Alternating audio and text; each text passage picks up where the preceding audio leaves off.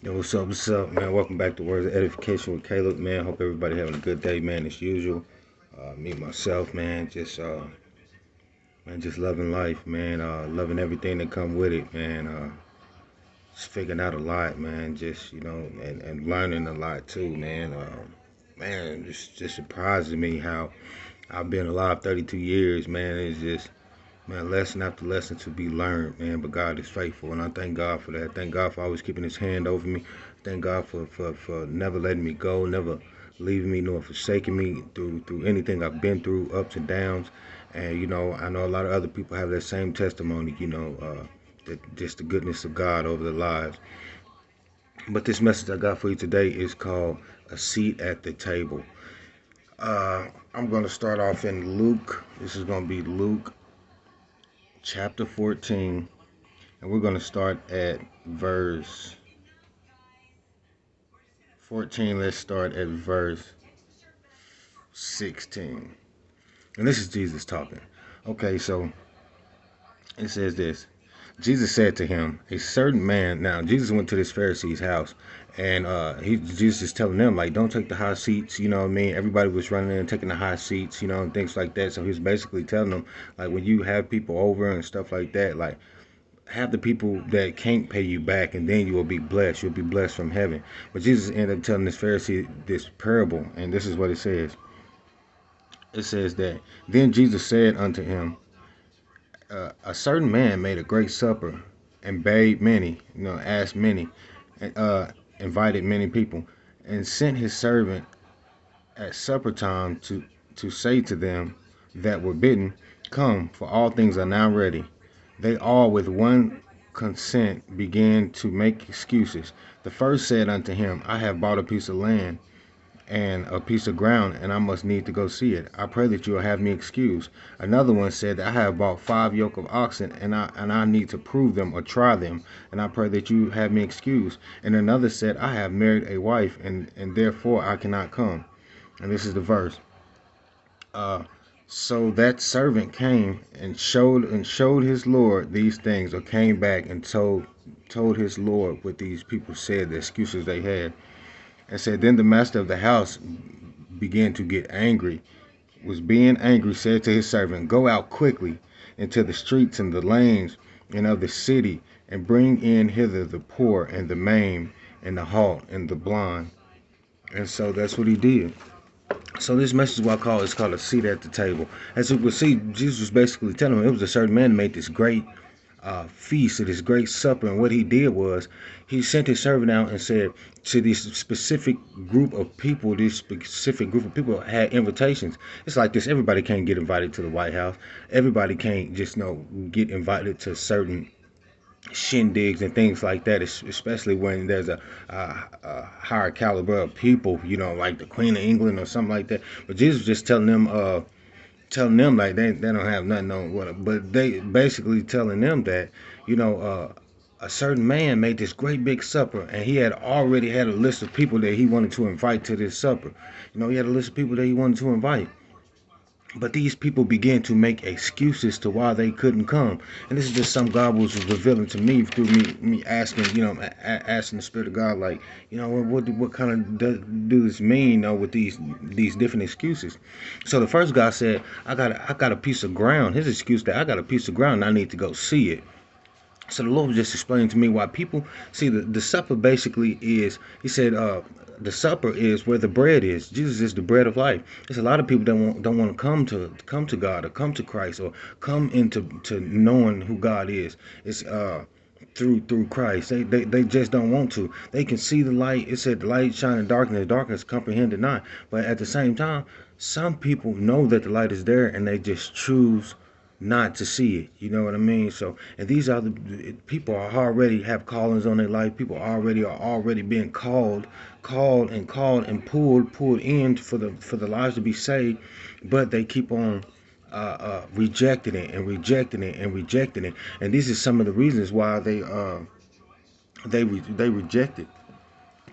The first guy said that this is some God just revealed to me. So they just keep uh, rejecting it. Okay, so the first guy that made, man, this is some God just revealed to me as I was writing this down. This is crazy. Okay, so the first one said, I got a piece of ground that I need to go see.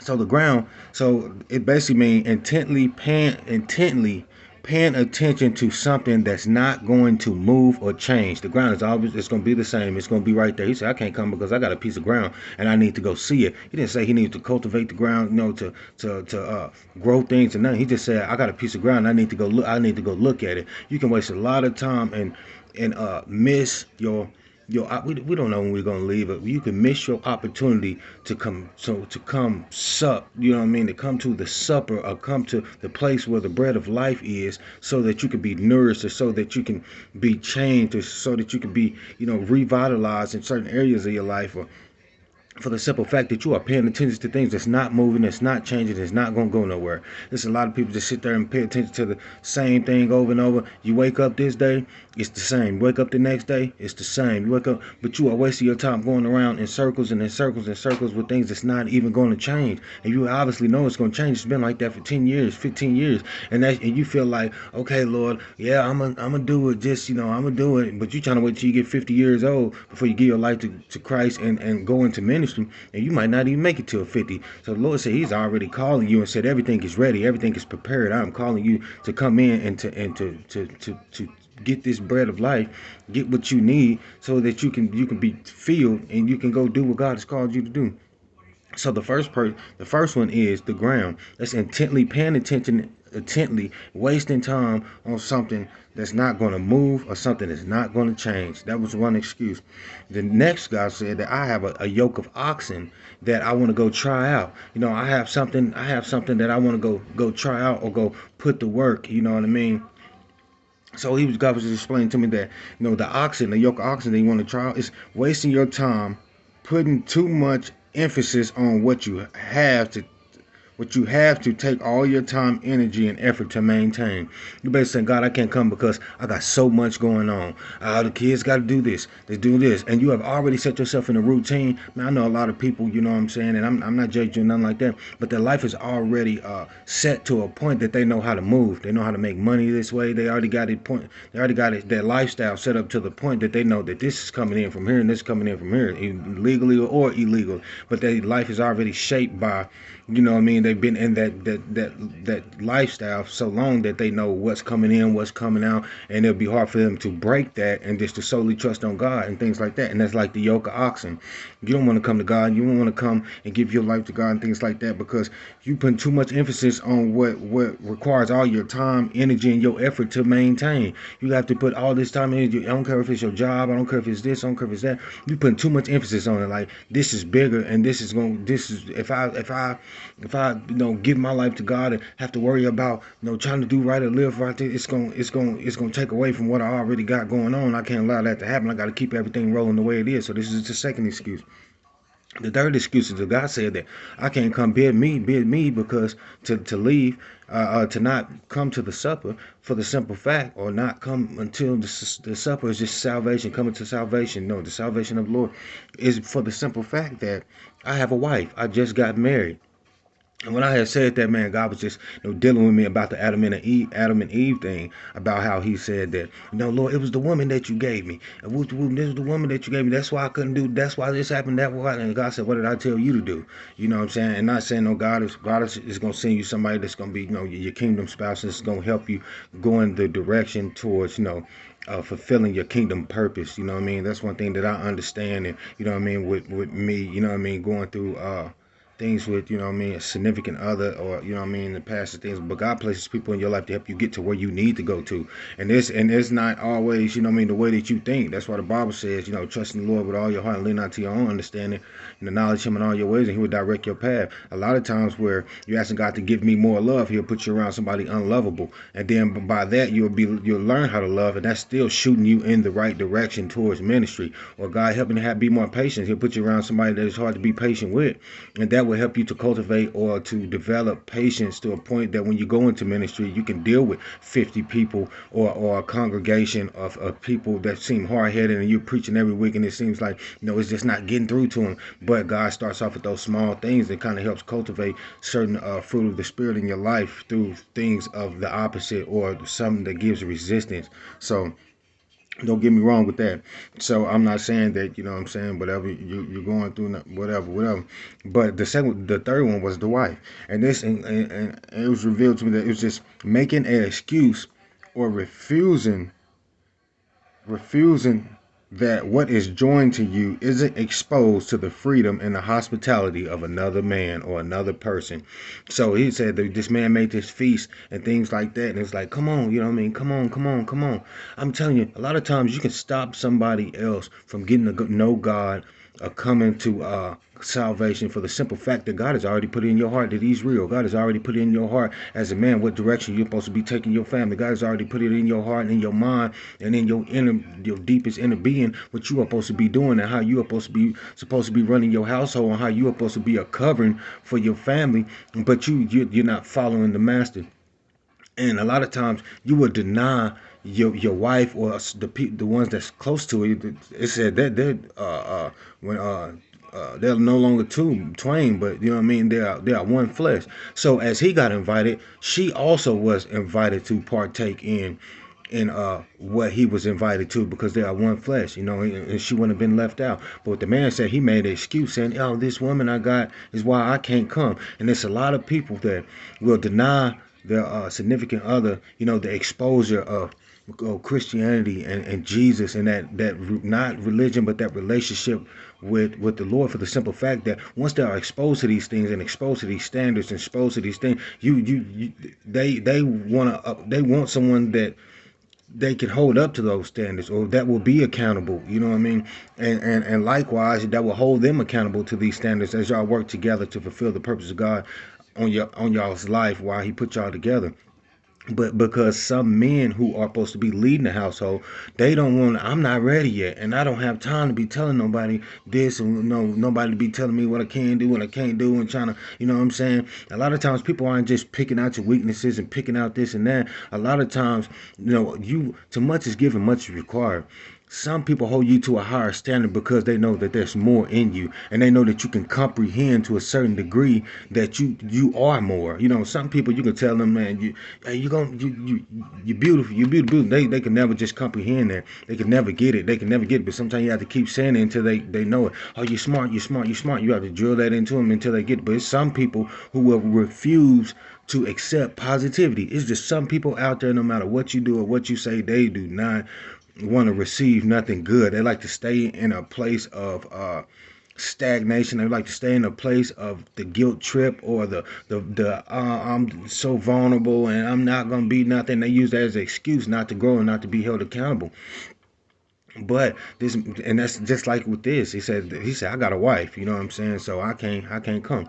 But these are three excuses. And the ground is, he said, I gotta go see it with my eyes, go take a look at it. And the Lord was just revealing to me when I said, he had showed something to me. It was that was the lust of the eyes. You know what I'm saying? There's only three things in the world. The world consists of three things: lust of the eyes, lust of the flesh, and the pride of life. So he said, I gotta go, check out this ground. That's the lust of the eyes.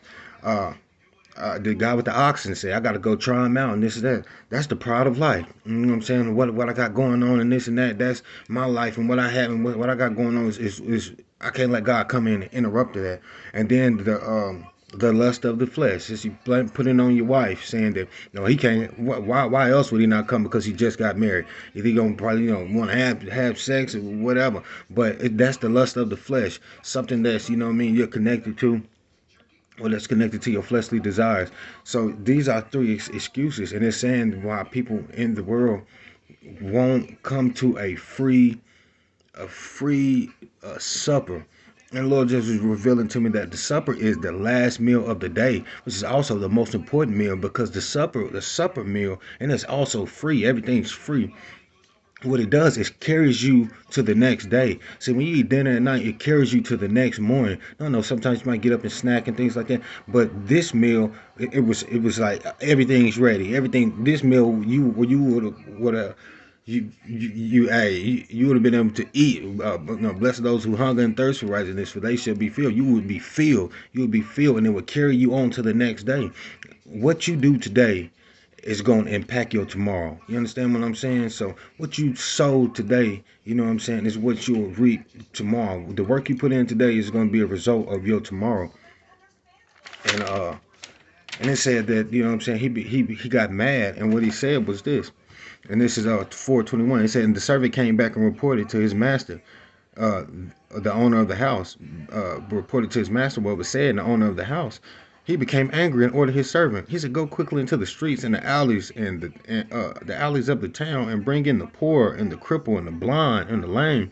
They don't want to come. I want you to go and the streets. When you say go out into the streets, you know what I mean, in the Greek, is basically interpreted a broad or a wide place, and then the lanes are a narrow, crowded place. He said, go out to the broadest place you can find, and go out to the most smallest place you can find. Go here, go there, go everywhere or whatever, and let people know that there is something prepared, something life sustaining that is prepared, and all they have to do is show up. They don't have to work for it. For we are saved by grace through faith and not through works that any man should boast. So this is something that's free and prepared for everybody. So the poor was all these conditions. The poor, the crippled, the lame, and all these were these conditions in this verse are all conditions that are evident with just a single glance of natural observation. That means you can just see, you can tell that all these people, something is clearly wrong with them. You can see that and those are the ones that God is calling. Those are the ones that God is calling. The ones who, when people look at them, they'll be like, oh man, you know what I'm saying, no, I never think this, I never think nothing to come out of them, or this and that, you know what I'm saying. But those are the ones that he called to have a seat at the table, because the ones who he originally called, I'm gonna tell you something. And this one thing I know, when God tell you to do something, if you don't do it, God will find somebody else to do it. Not saying, yeah, the gifts and callings of God irrevocable. Not saying that you won't still have that calling on your life, and not saying you won't still have that gift that God has blessed you with. But I want to let you know something. If you don't move when God moves, God will send somebody else in your place, and you would just lose the harvest of what could have been sown in that person's life. So this is the last one I got. And it was just talking about how Lord, used other people. He went and got the lame and the blind and these other people. And this is First Corinthians chapter 1. 1 Corinthians chapter 1, verse 27. Verses 27 through 29. And it says this. But God has chosen the foolish things of the world to confound the wise. And God has chosen the weak things of the world to confound the things which are mighty, and the base things of the world, and the things that are despised, God has chosen, yes, and the things which are nothing, to bring to nothing the things that are, that no flesh should glory in his presence.